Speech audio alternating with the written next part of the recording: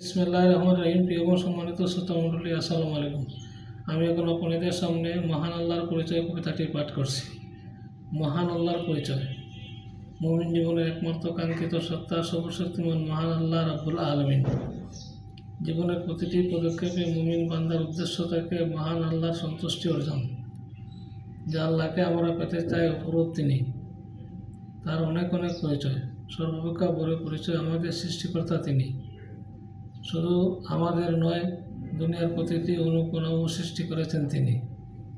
সৃষ্টি করেছেন মহাশূন্যের মতো রহস্যঘেরা জগতেও।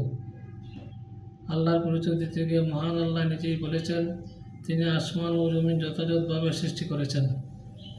মহান আল্লাহর স্রষ্টা পরিচয় দিতে গিয়ে আল্লাহ তাআলা সৃষ্টির প্রক্রিয়াও বর্ণনা করেছেন আল কোরআনে। সূরা নিসায় করুণাময় আল্লাহ বলেন, হে মানুষ, তোমাদের সে রবকে ভয় করুন যিনি তোমাদের একটা আত্মা হতে সৃষ্টি করেছেন আর তা থেকে সৃষ্টি করেছেন তার জোড়া, আর এ দুই হতে অসংখ্য নারী পুরুষ সরিয়ে দিয়েছেন তিনি। যেহেতু মহান আল্লাহ সব কিছু স্রষ্টা, সে কারণে এই সব কর্তৃত্ব ও আল্লাহরই। মহাকাশের শেষ সীমানা হতে দুনিয়া পর্যন্ত সকল অস্তিত্বের নিয়ন্ত্রণ তিনি। আর শেষ পর্যন্ত সবাই তার বিচারের মুখোমুখি হতে হবে একটি নির্দিষ্ট দিনে।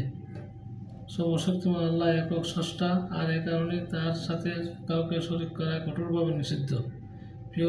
প্রিয় সম্মানিত শ্রোতামণ্ডলী, পরিশেষে আমি আপনাদেরকে আবারও সালাম জানিয়ে আমি আমার কবিতা পাঠ এখানে শেষ করছি। আসসালামু আলাইকুম ওয়া রাহমাতুল্লাহি ওয়া বারাকাতুহু।